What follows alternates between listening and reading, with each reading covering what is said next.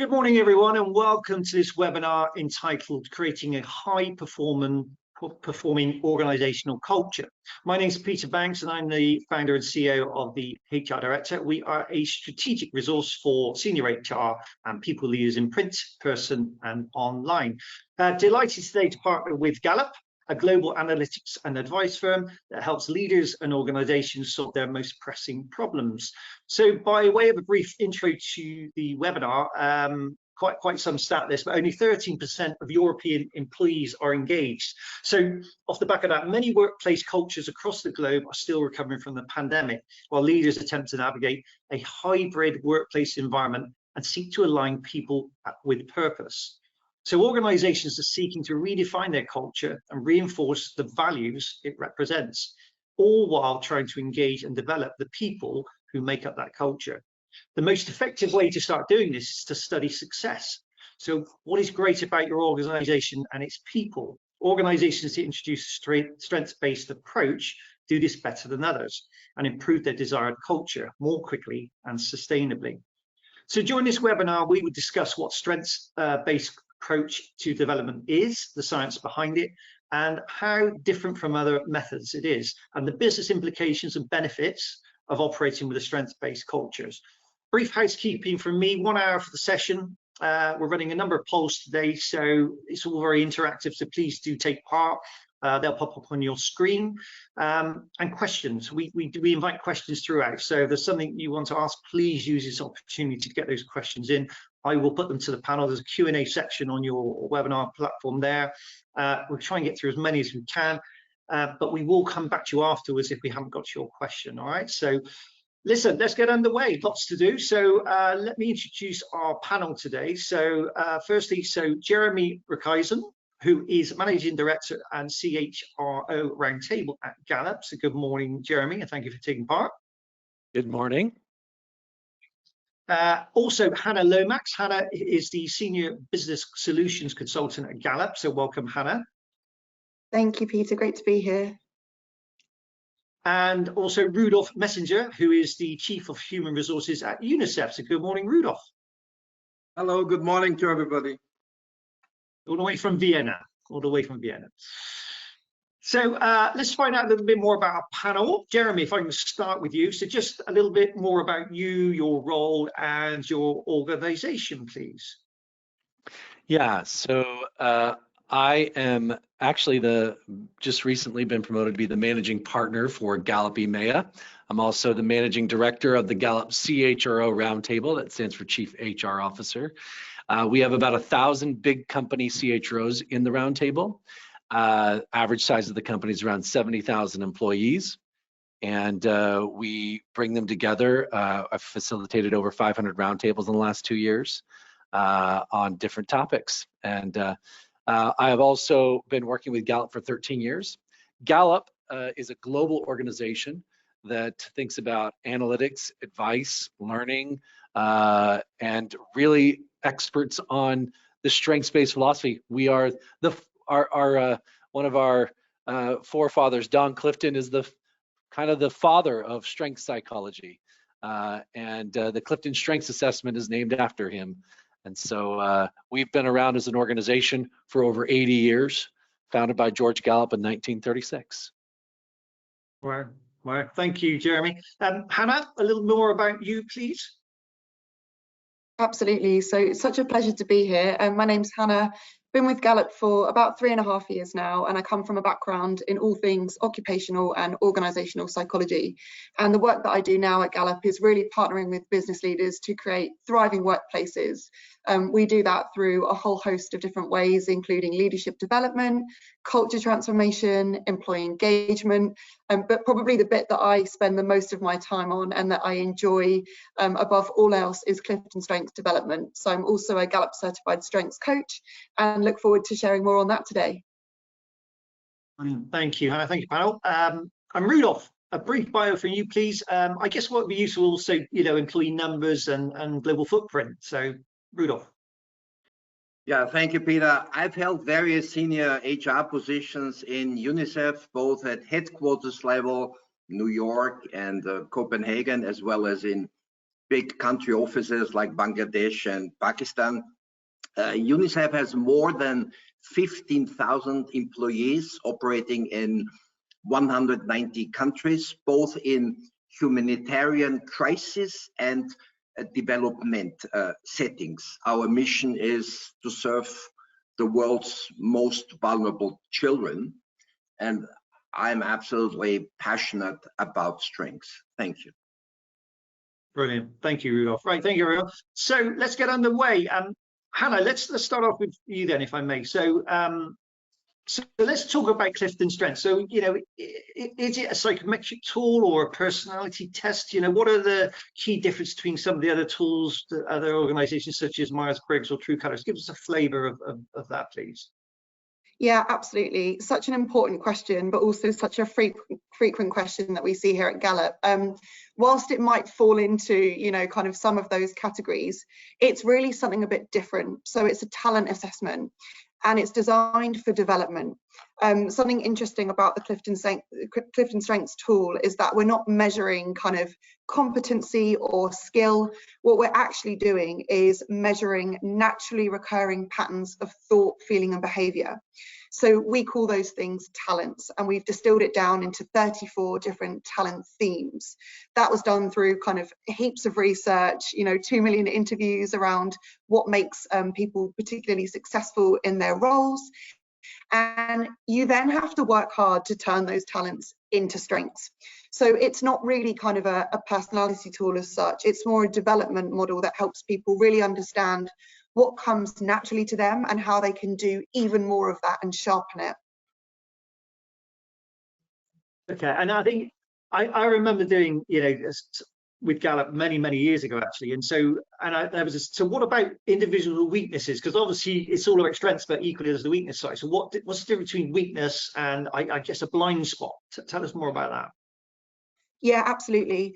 And I think something that's probably worth mentioning as well is this is very much embedded in kind of that positive psychology that Jeremie mentioned earlier. So Donald Clifton actually begun this entire sort of experiment on human development when he asked the question, what if we studied what was right with people versus what was wrong with them? So it's very much designed around, you know, what people do really well, but we don't ignore weaknesses. So Gallup defines a weakness as something that gets in the way of your success.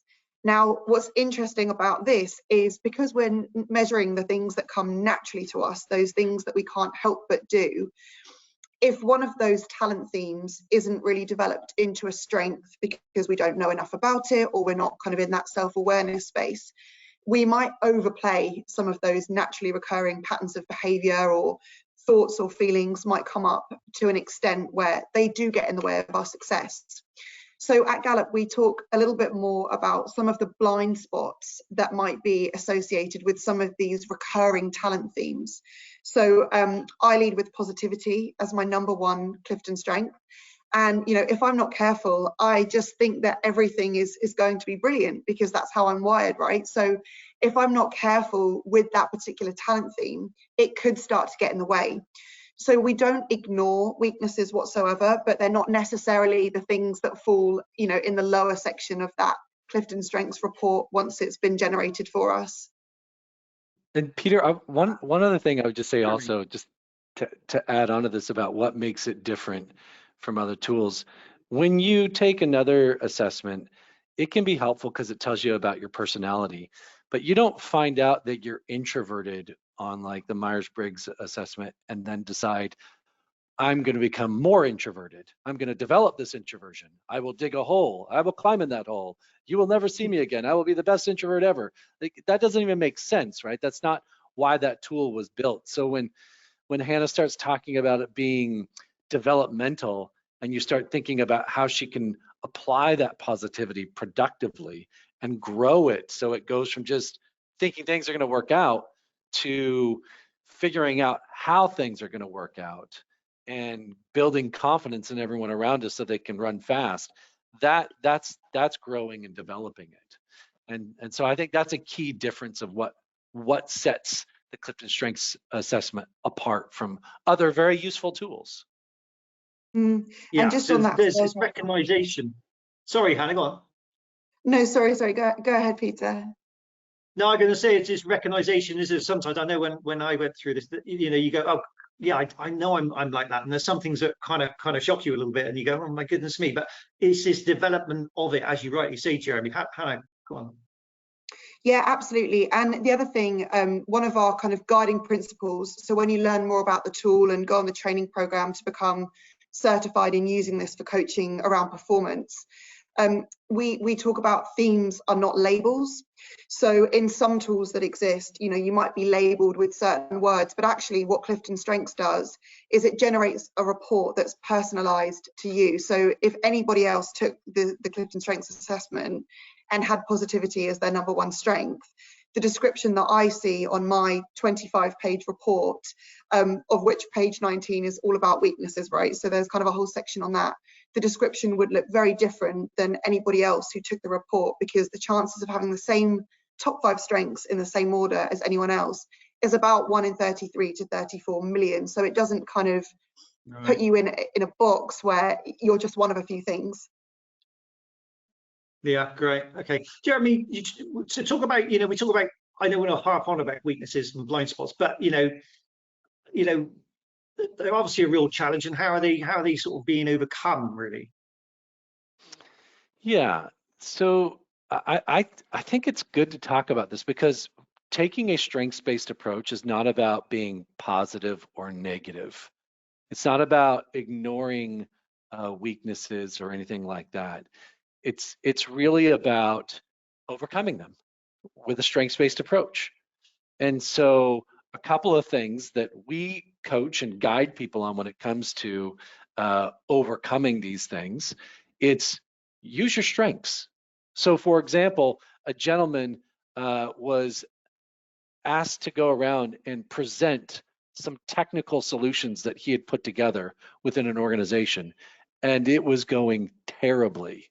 Like, it was just terrible, and people were falling asleep. It was just not great. And he had the talent theme of communication like super low, and it was showing. But his strengths coach sat down with him and said, you have context at #1. That's the ability to look back and see, like, what makes this so important. You need to leverage that and tell the story of why we got to this point. And so he started to tell the history behind some of the things that were happening and why this new solution mattered. And it started to change the way people started to listen to him. And he started speaking really elegantly about the context within which the solution fell. And so it really helped him increase his communication by using his strength rather than trying to fix his communication skills. And so if you leverage what you have, that's really what you need to do. Another thing is to partner with other people who do have that strength. You know, if I am a great communicator, he might want me to come and just help co-present a couple of things with him, or coach him a little bit on a few things that he can do, or give him some feedback. This is true. You can also partner with systems and tools. I'm disorganized. Outlook helps me show up on time. These are partnerships for things that help me overcome my weaknesses. But really, the goal is not to avoid overcoming these challenges. The goal is to just do it differently and come at it from a different angle and different lens. One last thing I'll say on this: when we've studied problems from a weakness-based approach to a strengths-based approach, we get different answers. For example, I asked the CHROs in the roundtable, why do managers struggle in taking action on survey results that you get from employee engagement, and why do managers thrive? The #1 answer for struggle was overwhelmed with other work priorities. But when we look at why they thrive, strong work priorities was near the bottom. So that was actually just a symptom of the problem, not the solution. The top reasons they take action were they were held accountable. They had high talent to be a manager, and they had high belief that this matters. That is very different. And if you start swirling around solving the wrong thing because you asked the wrong question, that won't help. We study failure to learn how not to fail. We study success to learn how to succeed. Yeah, great. Okay, yeah, Growth 360. So let's run our first poll. By the way, questions. If you do have a question at this point, there's as I said, there's a little panel there. Put your questions on there. I will put them to the panel. So please do get your questions in. Let's look at this first poll then. So people who have the opportunity to use their strengths are. So let's have a go at this one. So A, 6 times more engaged at work. B, 10% more productive at work. 3 times likely to have an excellent quality of life, or D, all of the above, or E, none of the above. So if everyone can have a little go at that poll for us, and then we can feed that back in as well while we get responses. Jeremy, go and give us your thoughts on what you think is going to come out on top here then. Well, depending on the level of expertise of the participants, they may start to catch on that there's a leading answer here. But I do think that these are all really good statistics that really talk about strengths in a really great way. So it's just whether or not someone thinks we're being tricky, or if we're just saying, no, choose that all of the above. Yeah, Hannah?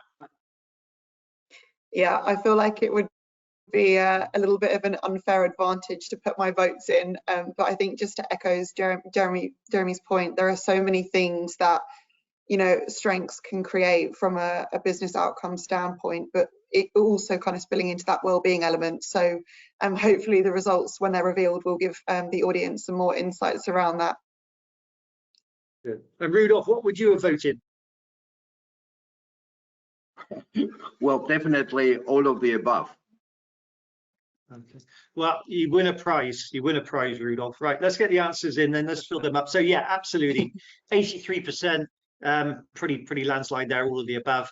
11%, 6 times more engaged at work, 4%, 10% more productive, and 2% likely to have an excellent quality of life. So yeah, all pretty much on the same path there, which is good to see. So no surprises there, and probably Jeremy, any thoughts on what we've just seen there in terms of responses? You know, I think shows we have a smart group of participants listening in, but I also think like those are all issues that CEOs care about, and they care about their workforce being engaged, being productive, and mental health and well-being. And so it's really interesting to think about really honing into who you are helps you feel better about work and life. And if you want to be a company that can have an impact on people having great jobs and great lives, strengths is one answer, not the only one, but one really great answer that makes a difference and can drive some of those outcomes. Brilliant. Okay. Right. Well, let's move on. So now, Rudolf. Look, Rudolf, I love having practitioners take part in these events with us, because you're at the heart of all this. You're living and breathing it every day. So talk to us about, I know, your own personal CliftonStrengths sort of journey, and I guess secondly, then if you could sort of perhaps give us a flavour about why you chose it for your organisation. Yeah, thank you, Peter. Well, it was in my early 30s, after listening to Don Clifton about the impact of strengths on engagement, productivity, and happiness, that I asked myself very simple questions. Do I want to lead a life that strengthens me and others? Or do I want to lead a life that constantly focuses on what weakens me and others? Do I want to help my daughter, my parents, my wife, my friends to turn their innate talents into strengths? Do I want to be a manager who constantly wants to catch my staff on their weaknesses and helping them to fix their weaknesses? Or do I want to be a manager who helps my teammates find out about their strengths, help them to proactively invest in their talents and build a strengths complementary team? And the answer to all these questions was very, very simple and straightforward. And of course, working for Unicef, reminds you of our work. We claim to be the world's leading organization for children. Well, if we are serious about that, then we have no choice but to perform from strength, because you cannot possibly achieve excellence on weakness. During the course of my life, I have done the Strengths Finder 5 times, and I can tell you from my own experience, it hasn't changed. Yes, my top 5 maybe change in that number 4 can become number 7, number 10 can become number 6, but it does not happen that number 32 becomes part of your top 10. And when I thought about the incredible impact we can make for children by adopting a strengths-based approach, I remembered my own strengths and realized that I have a number of influencing strengths, which I have been using with my manager and leader, and it has always been surprisingly easy to convince my senior management that we go the strengths route. So for me, there was no question that after I got this go-ahead from management that we do partner with Gallup, and we just, you take my last job in supply division, we had 2 excellent Gallup strengths coach coming to Copenhagen, and they trained 12 Unicef colleagues to become strengths coach. And this was absolutely a wonderful experience. Very, very important that it does not turn out to be an initiative run by HR only. So we have strengths coaches coming from program sections like nutrition, water sanitation, doctors, and also junior colleagues, assistants, who have to meet the strengths coach profile. And we offer strengths coaching, individual strengths coaching, and team strengths coaching to our colleagues. They know that even before we hire them, and once they're on board, they can get as many strengths coaching and team coaching sessions as they want. Thank you.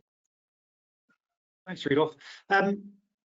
Yeah, it's really fascinating to understand again, you and then how you've kind of taken it onto the organizational why. So just a quick question that's come in actually while we're sort of on, we're kind of talking about some of these sort of themes. I think Hannah, you mentioned positivity was yours, for example. So can you just ask, can you give examples of other themes that obviously you get within the strengths, so top themes really? My own. Well, then, Rudolf, if you're very happy to share those, yeah, you're more than welcome. Oh, absolutely, absolutely. As I said, I'm blessed with influencing strengths such as maximizing, such as command, such as communicating, and that is definitely helpful when you want to roll out strengths. There are 4 domains in the Strengths Finder: executing, influencing, relationships, and strategy. So it's very important that you use a language which is not technical, a language which is understood by everybody, and to make it clear to managers and leaders, this is not only for your staff, this is for yourself. You will benefit from it as a leader, and also as a father, as a brother, as a friend, etc. Yeah, so it's not just in the organization, is it? Hannah, some other themes then that I suppose we can't go through them all, but what are the kind of top ones that you see? Yeah, we see a lot of learner, a lot of achiever. Strategic thinking is one of its own themes as well as a domain. focus. We've also got some kind of, I suppose, unique ones in there, like belief, responsibility. So people kind of taking that psychological ownership for, you know, carrying out on the promises they make. There are so many in there. There's 34, and if you actually start to look online for CliftonStrengths examples, we've done thousands of podcast episodes, you know, so there's content on every single one of those themes. But I've probably missed some really important ones, Jeremie. Yeah, I think you got a lot of them. You know, one common one that we see a lot of is relator. And at some point, people realize it didn't say realtor. And they're like, oh, I don't have to go into real estate. But they realize that when they first see it, sometimes they're like, what? I don't like to have lots of friends. And relator is actually about going really deep with a few people, having a really tight inner circle in your life, and finding people that you can really trust. And a lot of people have this, and they think they've been sometimes trained to believe that they don't like people, when in actuality they're some of the best friends that anyone can have in life. And so sometimes when people give us negative labels based on who we are, we can start to see ourselves in the wrong way, and then we don't know how to leverage ourselves. Responsibility are people who really take ownership. And in school growing up, they did not like group projects because they ended up doing all the work.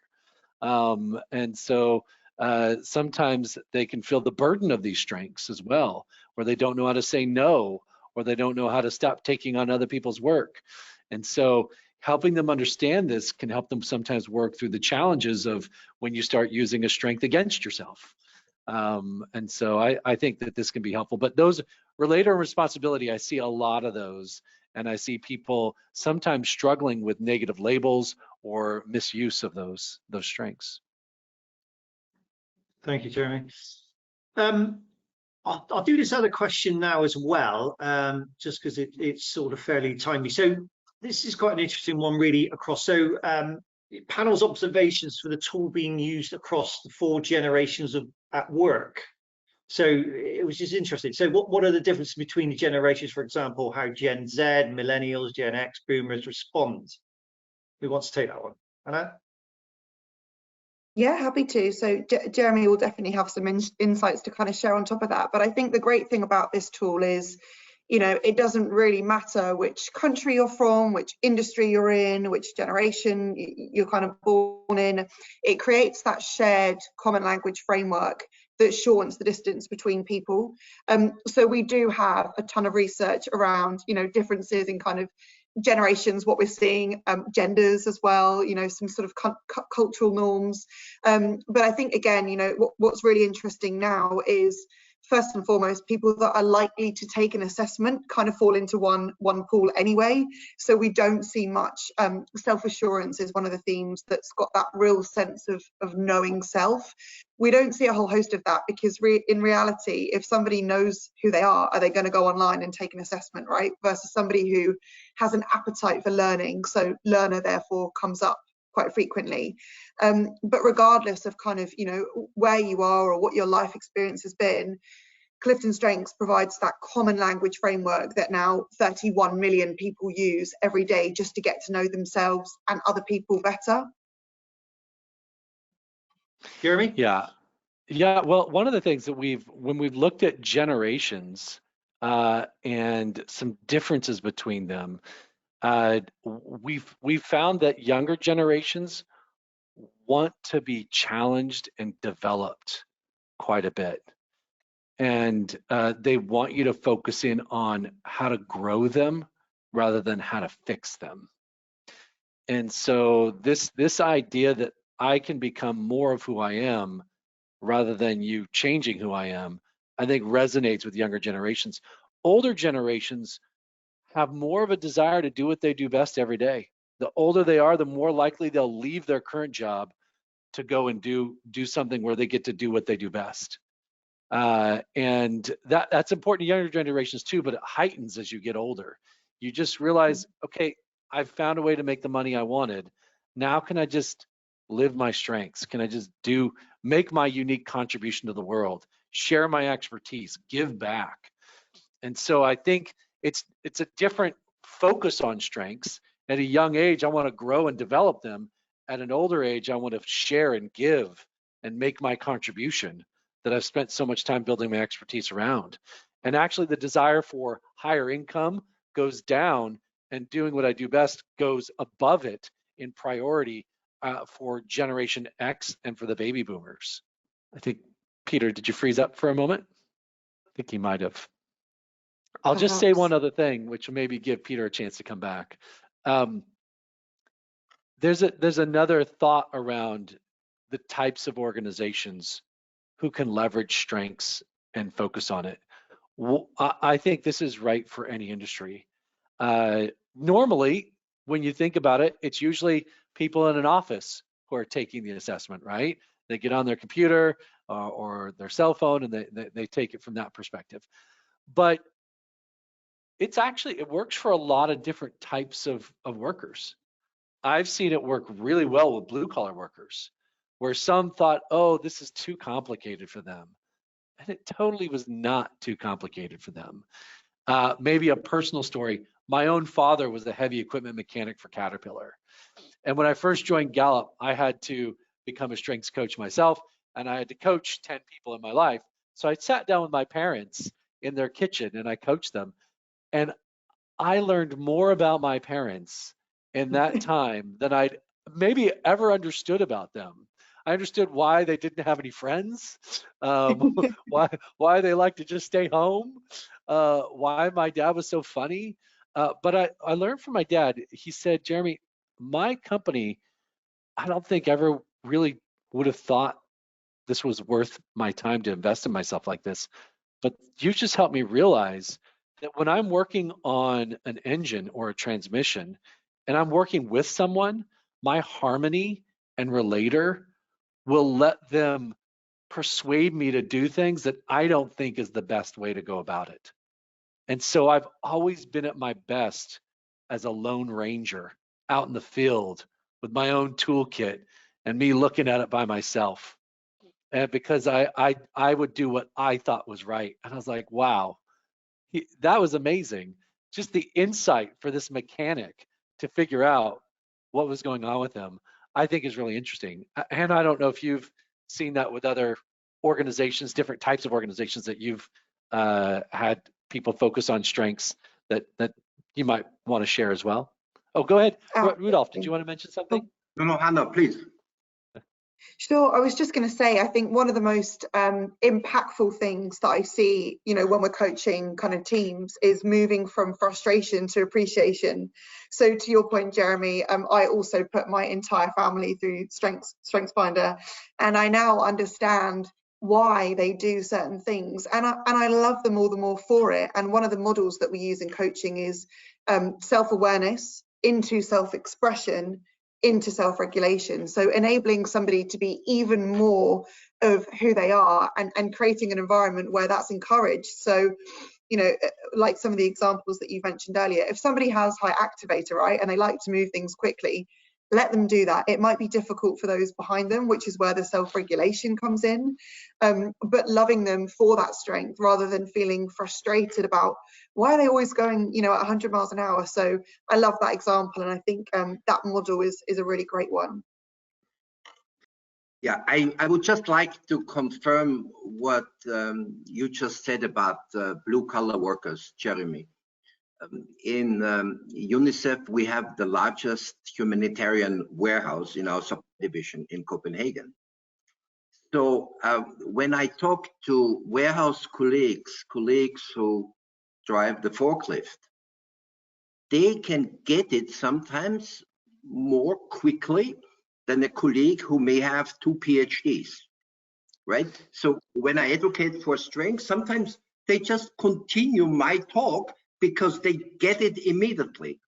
So, and that is a beauty also about strengths. You have junior colleagues who are perfectly capable of coaching a more senior colleague because it's so obvious to them, because they also experience it. And that is the beautiful non-hierarchical aspect of strengths. Thank you. That's great. I love that example. I know another topic we wanted to talk about was managers and leaders, and how we use CliftonStrengths around that. Hannah, you work with a number of clients, and Rudolf, I know you probably do this as well. Hannah, can you just share how you typically work with clients on CliftonStrengths and manager and leader development? And then Rudolf, can you follow up with that, maybe with some examples of how you've been using CliftonStrengths to develop the managers and leaders at Unicef? Mm-hmm. Yeah, Sure. absolutely. And I think kind of before we even jump into that, you know, what we know to be true through all of the research that we do, and unfortunately what lots of people experience is most people were not born to actually be managers, right? So we oftentimes see organizations promoting somebody because they had amazing technical skill in that role, or there was no kind of next step in their progression pathway. So I think before we even think about, you know, the managers and leaders that we're working with, we try and educate organizations on just how important that hiring process is when you're making those selection decisions. But when it comes to managers, I think because they drive so much of that experience and engagement, around actually 70% of employee engagement is, you know, attributed to that local manager. It's really that self-awareness piece. And if a manager knows what their own strengths are and perhaps some of the blind spots that come with that, they're able to create an environment that's so much more engaging for the people around them, because they understand what really motivates them. They understand what might get in the way of their own success, or, you know, their communication styles, or maybe they are, you know, a little more flustered under pressure because of some of the ways in which they're wired. But the more that managers can kind of understand that for themselves, the better it is for everybody around them. So typically, we do try and start with that kind of management and leadership team. Role modeling is extremely important. One of the phrases that one of my clients use, which I love, is what you can't see, you can't be. So it's that shared language framework that's kind of rolled out across the whole organization. And it's typically coaching, so manager and leadership level coaching. And then we move down into kind of the strengths dynamics of a team, for example, and how that might relate to the goals that they're trying to achieve or the challenges that they're trying to navigate. I think that's great. Rudolf? Well, it certainly has a big impact for staff to witness leaders having their own strength awareness moments. And when the leaders share their strengths revelations almost with the entire workforce, this has a very strong trickle down effect on staff. Just to give you one example, one manager was promoted to a leadership position, and all of a sudden he had to speak and influence not only in front of 10, 15 people, but more than 100 people, right?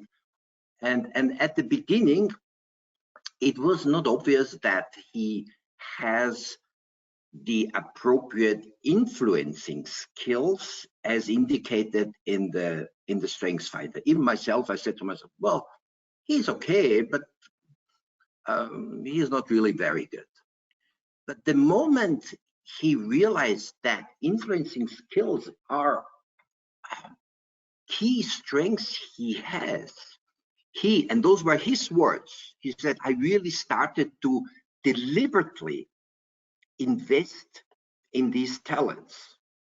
And what happened was that within a short period of time, and I'm saying 4 to 6 months, he became a good influencer, a good communicator in front of large audiences. And 3-4 months later, he became very good. So, I mean, to turn from average to good to very good is only possible because there's an underlying talent. If it were to be a weakness of his, well, it wouldn't go so fast and it wouldn't go so easy, and he would not feel strengthened. That's why it's called strengths. He wouldn't feel strengthened by investing in his talents of influencing and communication. Another example also of a leader who was surprised that ideation is one of his top 5 strengths.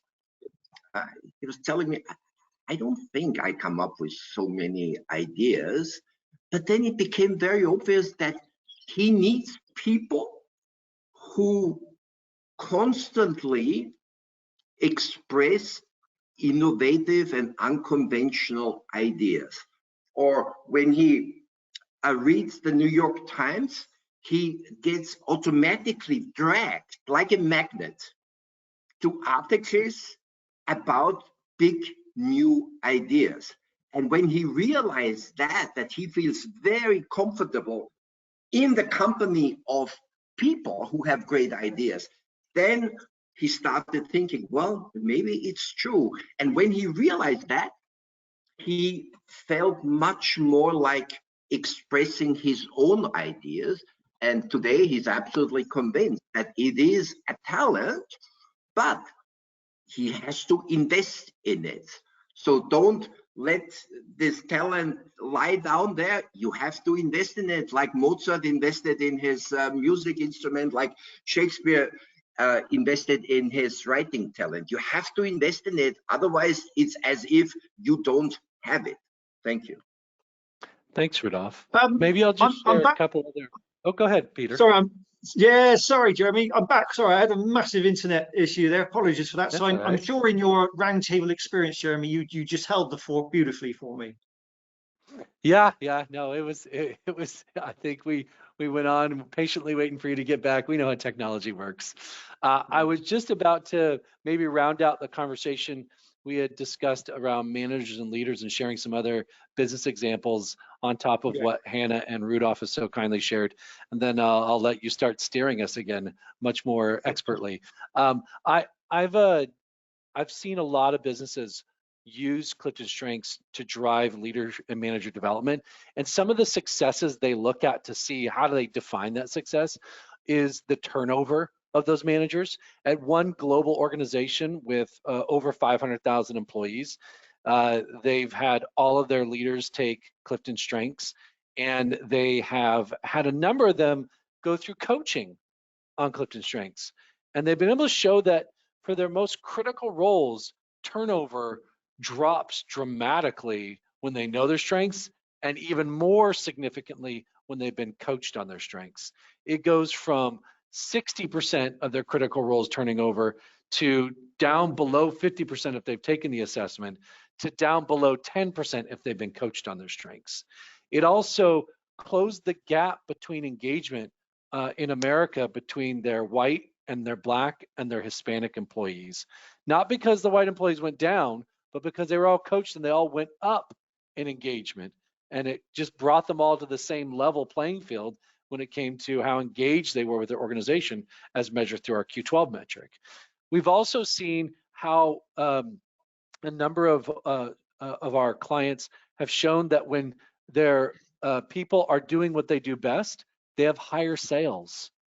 I was just looking at a pharmaceutical company that showed 16% higher sales of their pharmaceutical reps when they knew their strengths and were being coached on them.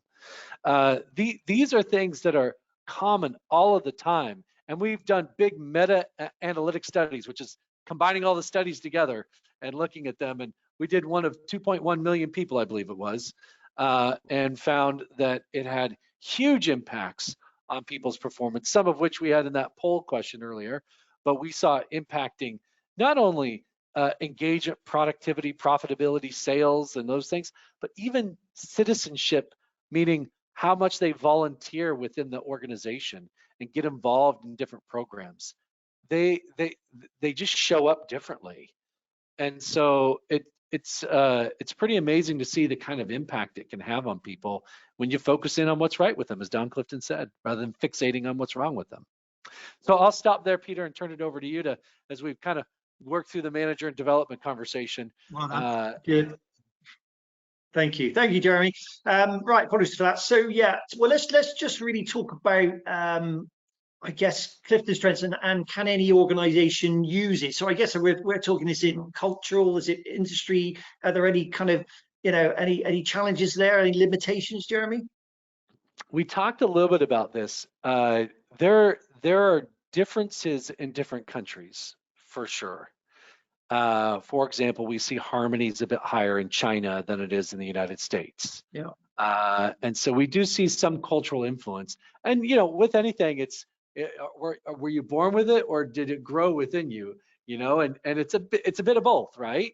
So to me, what we've seen is that no matter what your strengths are, no matter where you are in the world, if you focus in on them, you get these performance benefits, you get these well-being benefits. And so it's been validated to be beneficial in every country, even if some strengths are more dominant in that country than others. And so it's not really about which strengths you have, it's about whether or not you know what they are and you're leveraging them the right way and you're being productive with who you are. There is such things as strengths-based crime sprees where people do bad things with who they are, right? But it's really about, can I make my unique contribution to the world? And how do I do that? And looking at who I am at a fundamental level from a strengths perspective helps you start that conversation and that journey or continue it. So really, no, I mean, I was going to press that a bit, but there's no limitations really, is there? There's no, like you said, it's just subtle differences with culture perhaps, but okay, I think I'll move on. I think there's no need to I was going to flesh out a bit more. Well, let's run our poll so we can catch my breath a bit. So let's run our poll, which will come up now. This one is more really just to sort of understand what if and what you're using. So if you are currently using a developmental tool in your organization, which is it? So are you using Myers-Briggs? Is it DISC, CliftonStrengths, True Colors, or Color Per Profile? So if you are using any of those, please have a vote on that one, and we'll see what sort of comes out on top. I don't think there's much point me coming to you and ask you, you know, what you think could come top there, but I think this is more just to sort of understand. Go on, Jeremy. Yeah, maybe one thing to say is at Gallup, we respect science and assessments and experimentation. And we think there's a place for a lot of different assessments that Gallup doesn't do. I know we're paid to believe that CliftonStrengths is the best, right? Ask a Catholic priest which church is the best. You might not be surprised by the answer, right? But at the same time, like, we value sometimes how CliftonStrengths can work together with other assessments that you might be using within an organization. It's helpful for us as we listen to the attendees which things that you guys are using, so we can maybe speak to how those can work together. But I think it's helpful for us to just kind of understand some of the things that you're using and what you're finding useful. And what you might be using may not even be on this list, so apologize if it's not. Or you might be using multiple ones, so just choose the one that maybe you use the most. Yeah. I mean, again, we only had space for 5 answers there, everyone. So, but yeah. Well, let's have a look at the results then, just out of interest. And again, I like the fact, as you say, you can use different tools for different work alongside. So, DISC seems to be well, no, actually, CliftonStrengths as well, which is good to see.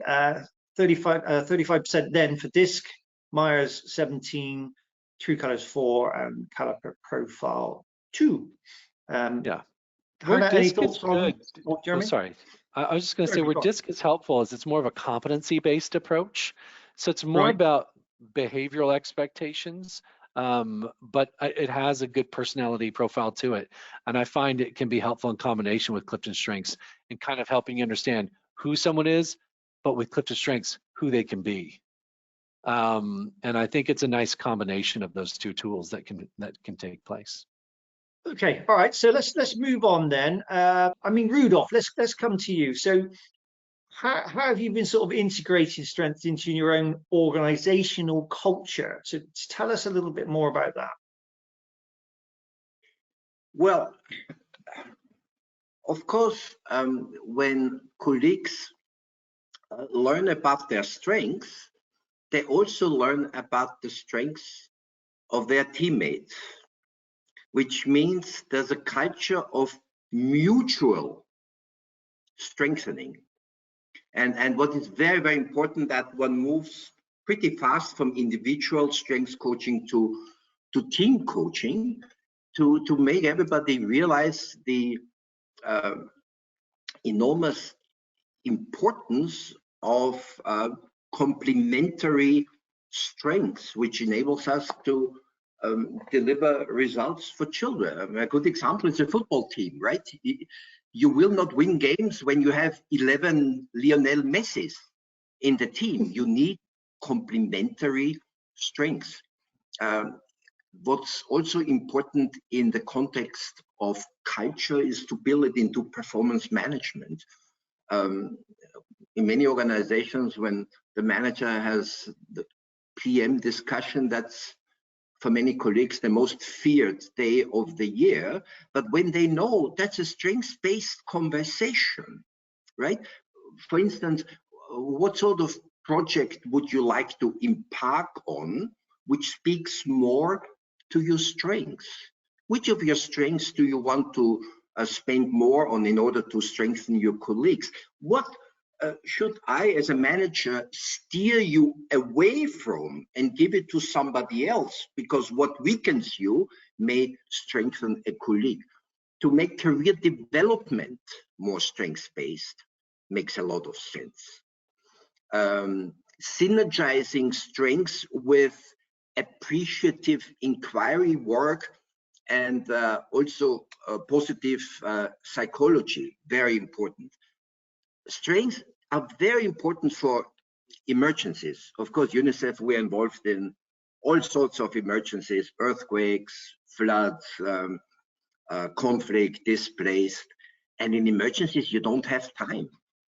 You have to know now, not tomorrow. You have to know now who does what best in order to save children's life today.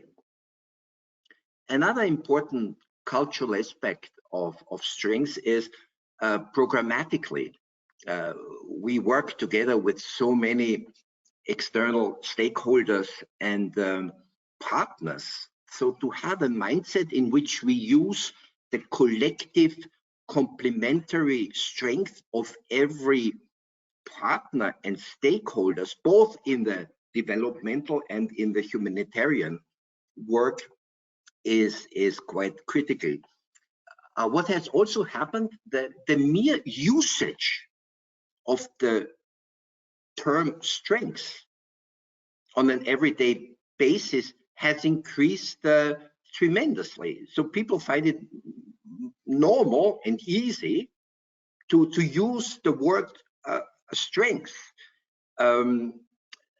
Very important also strengths in the context of attracting people and retaining people.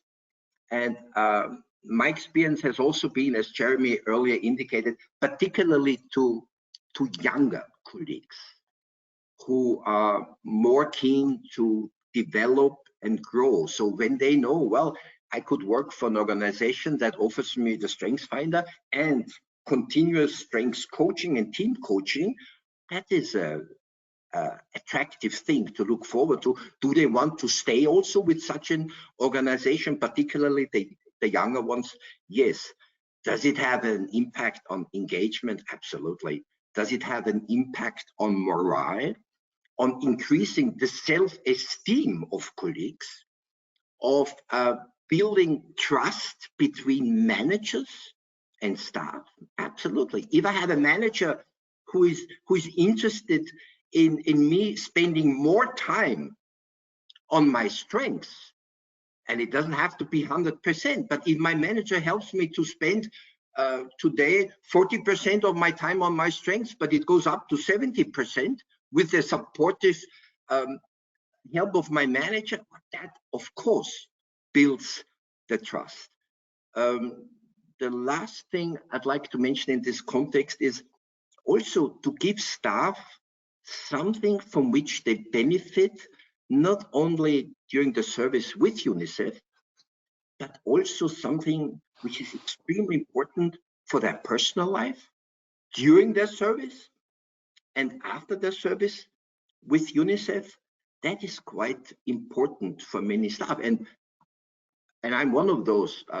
My mother went to heaven in April, but it was incredibly important for her to know that in spite of her age of 97, she still strengthens the family with her unique strengths. And yeah, whenever I go and visit her in the cemetery, I ask myself, how many of those people who passed away had the chance and the luck to know about their innate talents? How many of those people got the support of somebody to help them investing in their talents? So it's very, very important that we should be keen to make sure that we strengthen ourselves and others. That's very often forgotten, that it is not only about us.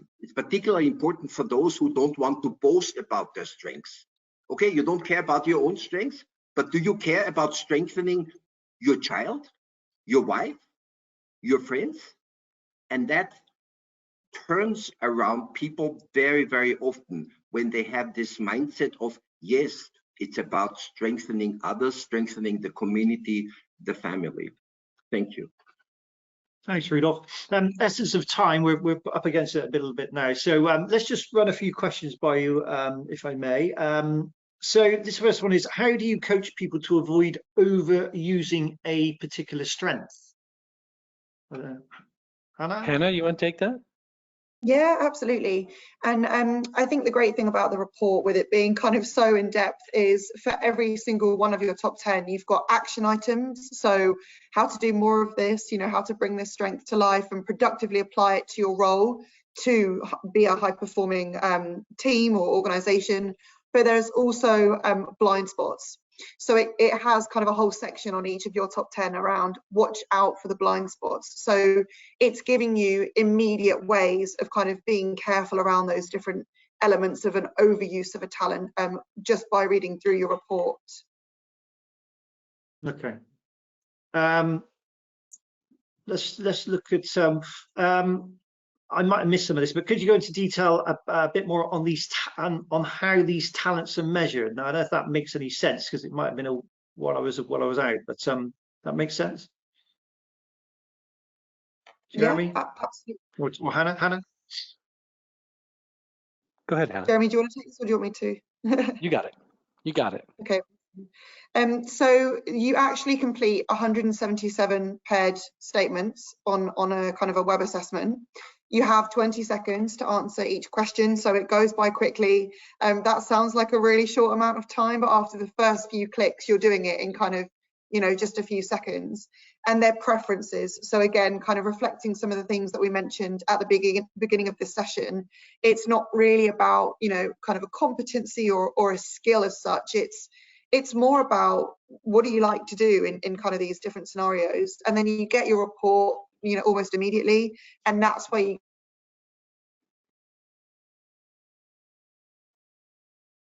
have some problems today, get the chance to start applying it. But there's a whole bunch of science behind it. So on our website, you can actually read the stability of CliftonStrengths over time, even kind of the science behind it. Brilliant. Thanks, Hannah. Jeremie, did you want to add something there? Just that we're constantly looking at this. We updated our retest studies and looked at when you should take it again and when you shouldn't. In general, you don't need to take it again. Feel free to pay Gallup more money, but you don't need to. But if you took it at a young age, maybe late teens, early 20s, and it's been over a decade, you might check in on it again, because your brain is still developing until the age of 25. If you're a male, a little bit earlier finishes when you're a female. And so if there was still some development going on, there could be some adjustments that happen.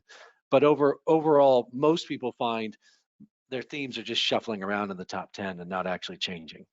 And if it doesn't, remember that this is science, not religion.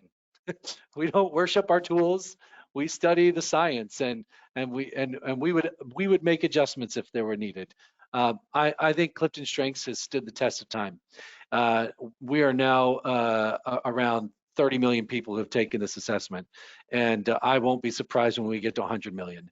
Our goal is to have 1 billion people take the assessment one day, and we want 1 billion people to discover their strengths. So Unicef and Rudolf your team is helping us in that path, and we thank you so much for all your work in supporting the strengths-based approach.